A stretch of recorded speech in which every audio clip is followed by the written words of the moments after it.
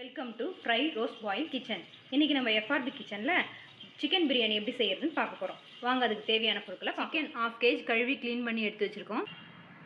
எண்ணெய், சோம்பு, பட்டை, லவங்கம், பிரிஞ்சி இலை, ஸ்டார் அனைஸ், கல்பாசி, மராட்டி மூக்கு, 3 ஏலக்காய், வெங்காயம் 4 கட் பண்ணி எடுத்து வச்சுருக்கேன், புதினா, கொத்தமல்லி ஒரு கைப்பிடி அளவு க்ளீன் பண்ணி எடுத்து வச்சுருக்கோம், இஞ்சி பூண்டு பேஸ்ட்டு, தக்காளி 2 கட் பண்ணி எடுத்து வச்சுருக்கோம், 2 பச்சை மிளகா கீனி வச்சுருக்கோம், உப்பு, மஞ்சள் பொடி, கரம் மசாலா, பிரியாணி மசாலா, மிளகாய் பொடி. நம்ம இன்றைக்கி பிரியாணி டபராவில் செய்ய போகிறோம். அதுக்கு தேவையான எண்ணெயை ஃபஸ்ட்டு ஊற்றிக்கிறோம். கூடவே 2 ஸ்பூன் நெய் ஆட் பண்ணிக்கோங்க. அது முதல்ல மிக்ஸ் பண்ணிட்டோன்னா நமக்கு அந்த ஸ்மெல் இல்லாமல் நல்லாயிருக்கும். சோம்பு, பட்டை, பிரிஞ்சி இலை, லவங்கம், கல்பாசி, மராட்டி மூக்கு, ஏலக்காய் எல்லாத்தையும் ஆட் பண்ணிடலாம். இதில் 2 பச்சை மிளகா ஆட் பண்ணிக்கிறோம். வெங்காயத்தையும் ஆட் பண்ணிக்கிறோம். வெங்காயத்தை போட்ட உடனே அதுக்கு தேவையான கொஞ்சம் உப்பு ஆட் பண்ணோம்னா வெங்காயம் நல்லா சீக்கிரமாக வதங்கும்.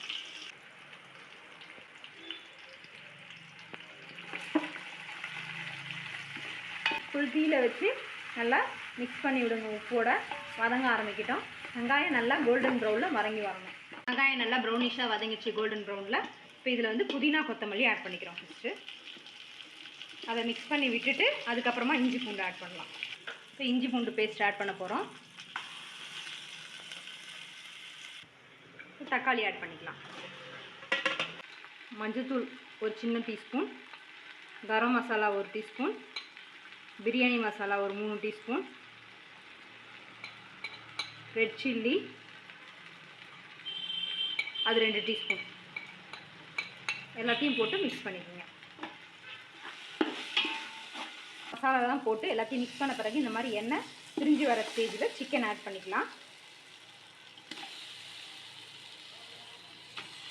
சிக்கன் ஆட் பண்ணி எல்லாத்தையும் மிக்ஸ் பண்ணிக்கலாம்.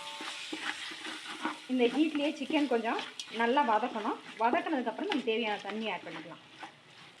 நான் வந்து 3 கப் ரைஸ் எடுத்திருக்கேன். அதுக்கு 4.5 கப் தண்ணி ஊற்றுறோம். 2, 3, 4 நல்லா ஜூஸியாக இருக்கிறதுக்காக ஒரு 1/2 டம்ளர் தண்ணி எக்ஸ்ட்ரா ஊற்றிக்கிறேன். ஸோ 5 ஊற்றிருக்கேன் நான். நல்லா கலக்கி விட்டுருங்க. உப்பு டேஸ்ட் பண்ணிக்கோங்க. கொஞ்சம் எக்ஸஸாக இருக்க மாதிரி போட்டுக்குங்க. இது நல்லா கொதிக்கட்டும். அதுக்குள்ளே உங்களுக்கு கொதிக்கும் போது சிக்கனும் வெந்துடும். இப்போ இந்த பிரியாணியை வந்து எல்லாத்தையும் மிக்ஸ் பண்ணியாச்சு. உப்பு செக் பண்ணியாச்சு. தட்டு போட்டு மூடிடலாம். ஃபுல் ஃப்ளேமில் வச்சு ஃபஸ்ட்டு ஆவி வர வரைக்கும் விடுங்க. ஃபுல் ஃப்ளேமில் ஆவி வர ஆரம்பித்த பிறகு சிம்மில் ஆக்கிடுங்க.